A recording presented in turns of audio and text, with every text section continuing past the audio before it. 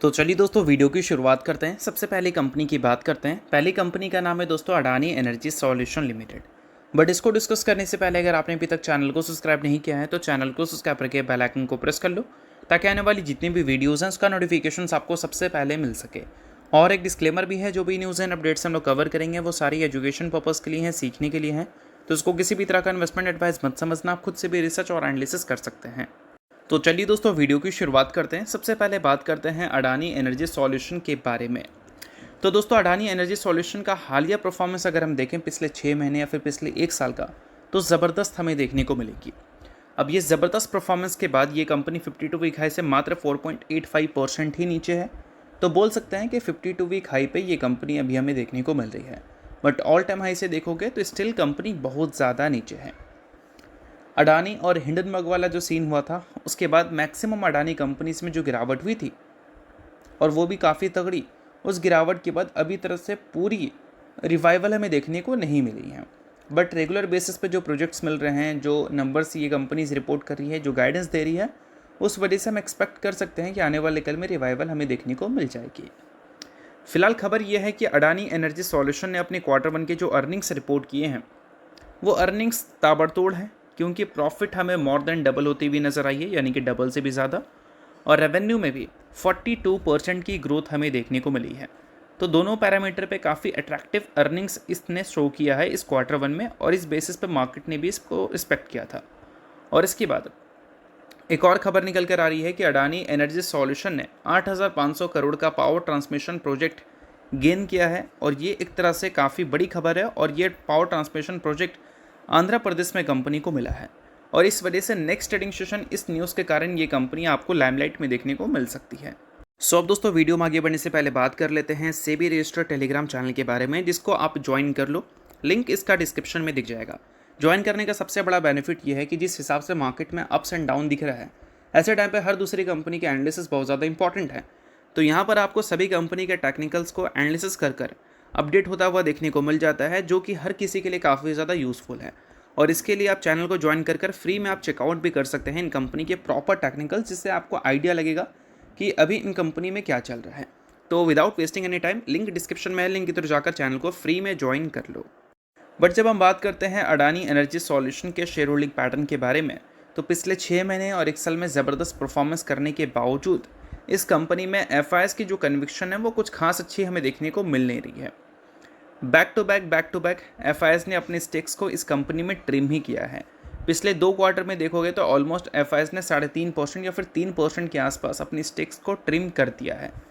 और उसी पीरियड में प्रोमोटर के स्टेक्स हमें बढ़ते हुए भी देखने को मिले हैं, और डीआईएस के भी स्टेक्स हमें बढ़ते हुए देखने को मिले हैं। तो एक अच्छी बात है कि एफआईएस ने अगर ट्रिम किया है तो सिर्फ डीआईएस के पास स्टेक नहीं गया है, प्रोमोटर के पास भी गया है। और ये कहीं ना कहीं कंपनी के प्रोमोटर का हाईली कन्विक्शन दिखाता है अडानी एनर्जी सॉल्यूशन पे, और ये एक तरह से काफ़ी अच्छी बात है इन्वेस्टर्स के लिए।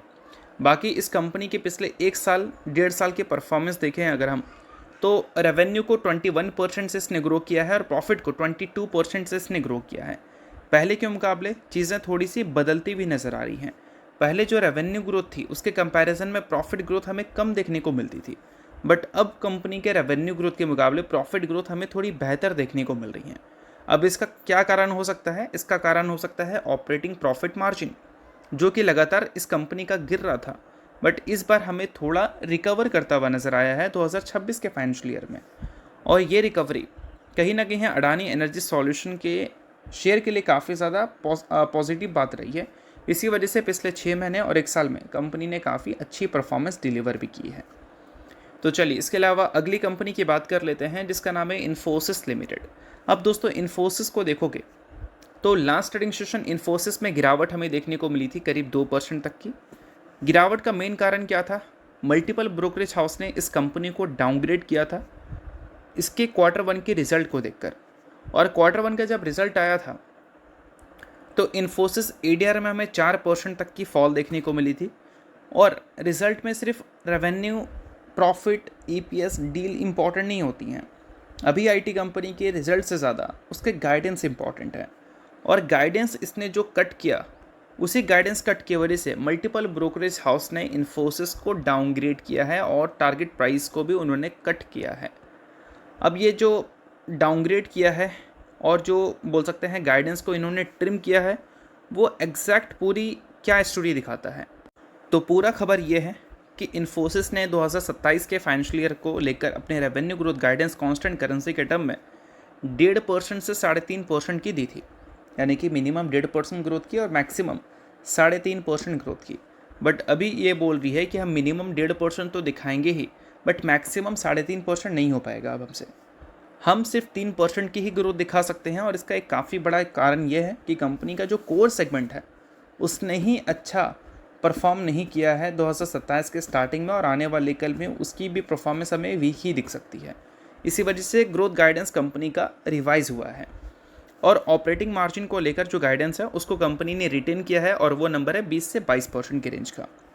अब इम्पॉर्टेंट बात यह है कि इन्फोसिस की अगर हम बात करें तो इस न्यूज़ के कारण लास्ट ट्रेडिंग सेशन हमें इन्फोसिस गिरती भी नजर आई थी, but last trading session Infosys ADR 4% से ज़्यादा की तेज़ी हमें दिखाता हुआ नज़र आया है। और इन्फोसिस के साथ विप्रो एडीआर का परफॉर्मेंस अगर हम देखें तो वहाँ पर तेज़ी हमें 5% तक की देखने को मिली है।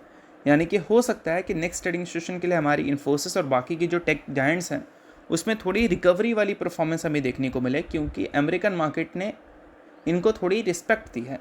और रिस्पेक्ट दी है तो इसका मतलब ये नहीं कि जैसा परफॉर्मेंस उनका है तो वैसा ही परफॉर्मेंस हमारी इन्फोसिस का भी होगा।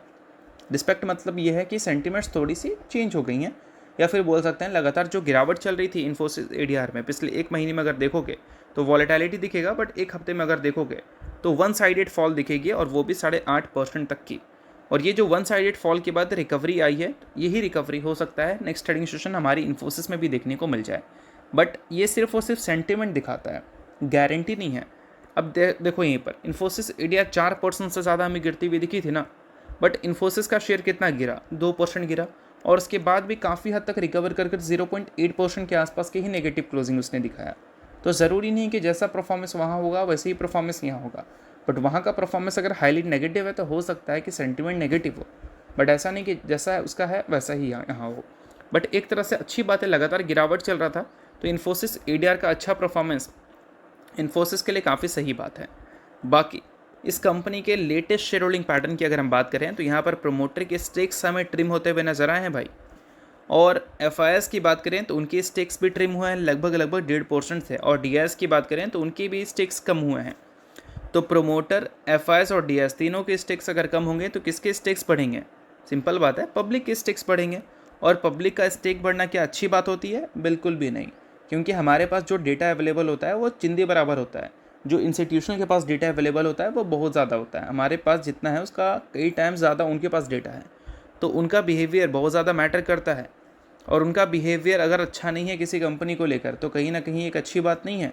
इस चीज़ को ध्यान में रखना है। बाकी अगर आपने अभी तक इन्फोसिस के टेक्निकल्स को नहीं देखा है तो सेबी रजिस्टर्ड रिसर्च एनालिस्ट के टेलीग्राम चैनल को ज्वाइन कर लो, वहाँ पर इन्फोसिस के टेक्निकल्स प्रॉपर एनालिसिस के साथ देखने को मिल जाएंगे, जिसको चेकआउट कर समझ सकते हैं कि आने वाले कल में क्या एक्सपेक्ट आप क्या आप कर सकते हैं। तो लिंक डिस्क्रिप्शन में दिख जाएगा, लिंक के थ्रू जाकर चैनल को बिल्कुल फ्री में ज्वाइन कर लो। अब इसके अलावा अगली कंपनी की बात करते हैं जिसका नाम है पीएस राज स्टील लिमिटेड। रिसेंटली इस कंपनी ने बताया है कि अभी हमारा फेस वैल्यू 10 रुपये का है, आफ्टर स्प्लिट फेस वैल्यू हमारा 2 रुपये का हो जाएगा, यानी कि स्प्लिट का फैसला इस कंपनी के बोर्ड ने किया है। तो अगर आप इस कंपनी के शेयर होल्डर हैं तो इस न्यूज़ को आप नोट कर सकते हैं, शेयर होल्डर नहीं आप इग्नोर कर सकते हैं। न्यूज़ थी इस वजह से मैंने बता दिया, बाकी ये किसी भी तरह का रिकमेंडेशन नहीं है। तो होप करता हूँ ये वीडियो आपको अच्छा लगा होगा। लाइक कीजिए, पहले बार सब्सक्राइब कीजिए। वीडियो के लिए बहुत बहुत शुक्रिया।